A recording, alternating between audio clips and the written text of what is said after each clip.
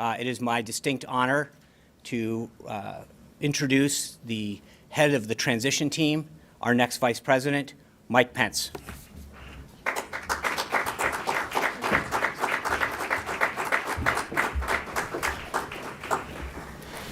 Thank you, Sean, and good morning.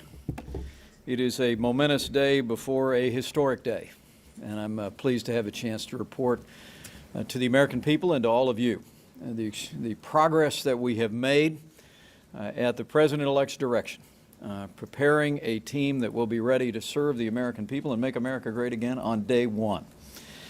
I'm grateful to be with all of you today. Before I give you a brief summary, let me first express our thoughts and prayers on behalf of the President-elect and myself for President Bush and Barbara. They're on the hearts of every American. This morning, we understand they had a good night last night, but we encourage every American to remember President Bush and his wonderful wife, Barbara, in their prayers. 72 days ago, we elected Donald Trump to be the 45th President of the United States of America. 71 days ago, Donald Trump set an ambitious schedule prior to this inauguration, and he asked me to chair the transition effort. And I was grateful and honored to be given the opportunity to do just that. When we took over, I was impressed, frankly, with the work that Governor Christie and the transition team had done prior to the election. More than 170 interviews had already been done prior to Election Day. And I'm pleased to report that as of this morning's announcement for our Secretary of Agriculture, all 21 cabinet nominees have been named. 27 total individuals have been named that require the consent of the Senate, and we have 536 beachhead team members that will be reporting for duty at agencies following the inauguration bright and early on Monday morning. There are many people to thank in this regard, and I'm really here just to do that. There is a memorandum that will be in your possession by the end of this briefing that I'll be conveying to the President-elect today to give him a full report on the transition efforts and the progress that we've made, but allow me to give you a couple of top lines. In addition to the hundreds of interviews and meetings that the President-elect has conducted in the course of this transition, I'm pleased to report that the presidential appointments team has conducted more than 170 interviews prior to the election. More than 200 people since the election have sat down with what we call our Tiger teams for full vetting and full review. I'm happy to say the interest of the American people in this administration has been overwhelming. More than 86,000 resumes have been submitted to the transition and over 4,000 candidate referrals. And on the eve of the inauguration, as I mentioned, our beachhead teams are ready to land and go to work in these various agencies of the incoming administration.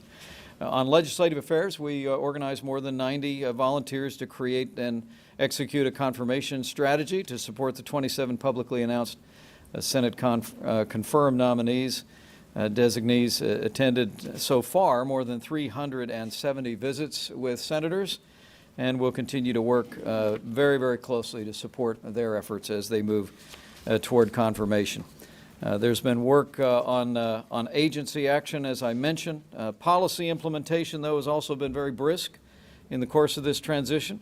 Specifically, we focused at the President-elect's direction on a Day 1, a Day 100, and a Day 200 action plan for keeping our word to the American people and putting the President-elect's promises into practice. 14 policy implementation teams attracted over 110 active team participants. Additionally, 90 experts have been serving in an advisory capacity as we formulated executive action and legislative policy to pursue the goals of this administration.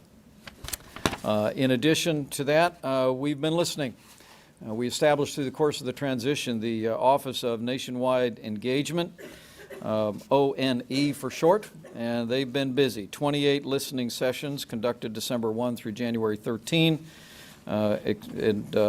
22 business days, met with and heard top policy issues and concerns from more than 1,200 organizations, associations, and various interests and entities.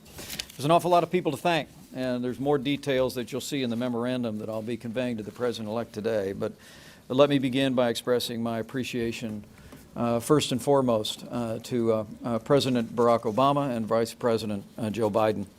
The cooperation that the outgoing administration has extended in this transition effort would make every American proud. And I know the President-elect has expressed his appreciation, not just for the hospitality, but for the collaboration of this administration in supporting our team's transition efforts, and I would reiterate that today. Also very grateful to the GSA Administrator, Denise Turner-Roth, and her outstanding team here at GSA for the work that they've done to support our efforts. Also grateful for the Vice Chairs and the Executive Committee of the transition effort who have put in very long hours. A number of them are with us today. Ben Carson is with us, Rudy Giuliani, Jeff Sessions, Marsha Blackburn, Tom Reed represent a part of the Vice Chair team, and we express our appreciation on behalf of the President-elect for the many, many hours that you put in helping us to assemble this Day One team. We also express appreciation to the members of our Executive Committee who donated literally hundreds of hours in assisting us in preparing the recommendations to the President-elect over the course of this.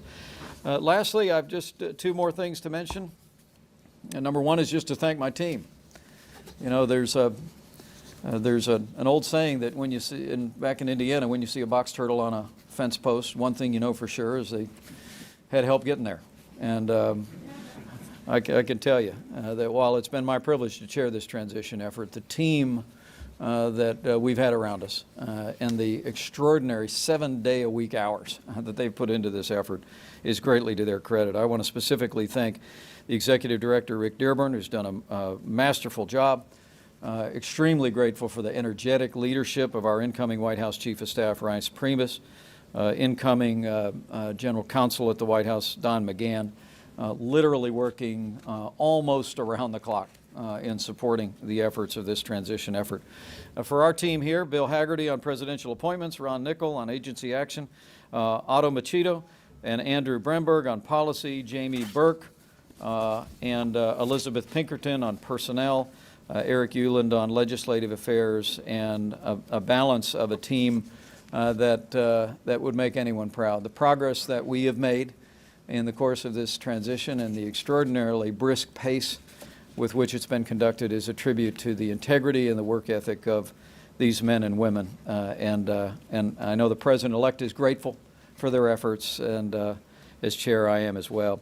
Ken Nahagian is taking over as Executive Director to wind down the transition. The Office of White House Personnel will take over the official duties as we continue in the weeks and months ahead to fill out the balance of the administration. But this is the team that got us here to this day at the direction of the President-elect.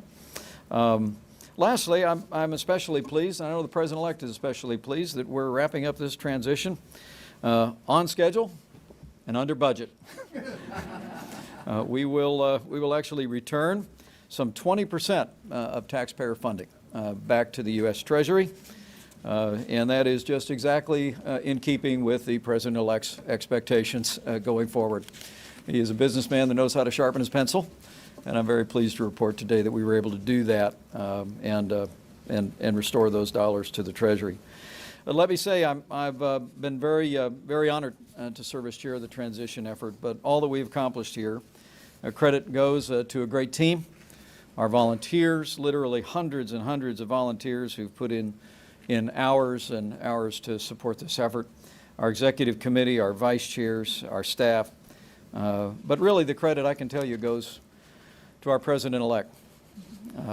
Sometimes people stop me on the street and they say, how are you holding up? I can't imagine how busy you are. And I just tell them, well, you just have to understand that the energy and the enthusiasm of Donald Trump is contagious. And it's been his energy and his expectation that's driven this transition effort. I'm proud to say to be at a place where we've named our entire cabinet before we reach that historic day tomorrow. Our job really was to make sure the President-elect had the opportunity to make decisions, to assemble the team around him that will make America great again, and I'm humbled to have been a small part of that. Our job is to be ready on day one. The American people can be confident that we will be. So Let me say to all of you, we look forward to seeing you tomorrow. It's going to be a very humbling and moving day for the President-elect, his family, and for mine. But let me tell you, we are all ready to go to work. In fact, we can't wait to get to work for the American people to make America great again. So thank you very much, and we'll provide that information for you at the end of the briefing. Thanks.